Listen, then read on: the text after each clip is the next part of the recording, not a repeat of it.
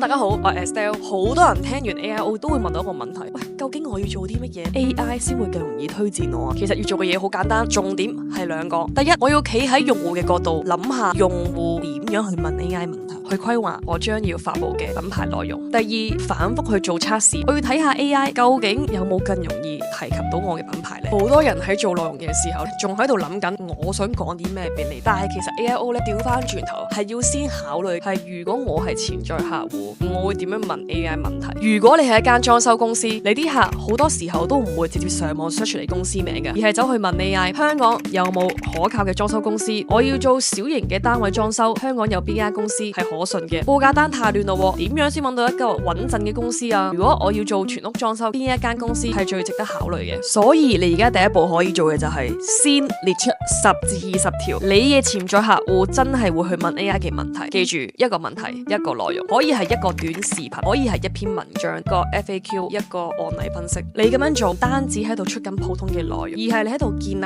緊當 AI 遇到呢啲場景呢一啲問題嘅時候，佢會唔會更容易理解你、推薦你、提及你所講嘅答案素材？第二件事最多人會忽略嘅，亦都係最重要一步，就係你要去重新問翻 AI 問題。當你做完一輪嘅內容，可能係做咗1個月或者係6至8個星期，你要用同一批問題去問翻唔同嘅 AI，例如 Perplexity、ChatGPT、Copilot 或者係 Gemini 等。記住唔好每次都亂換問題、亂問問題，你要用翻同一批嘅問題去做測試，你先睇得出究竟自己有冇進步。然後你觀察4樣嘢 ，AI 有冇提及你，佢點樣去描述你嘅品牌，有冇將你放喺一個正確嘅場景，引薦你嘅品牌出嚟呢？佢有冇講出你真正想俾人記得嘅特點？如果冇，好可能代表你嘅品牌 signal 仲未夠清楚，或者你嘅內容係仲未真正對應到用戶嘅問題。所以而家你問我要做啲乜嘢 AI 先會更容易推薦我呢？答案唔係去盲目地製造更多嘅內容，而係你要先設計個問題，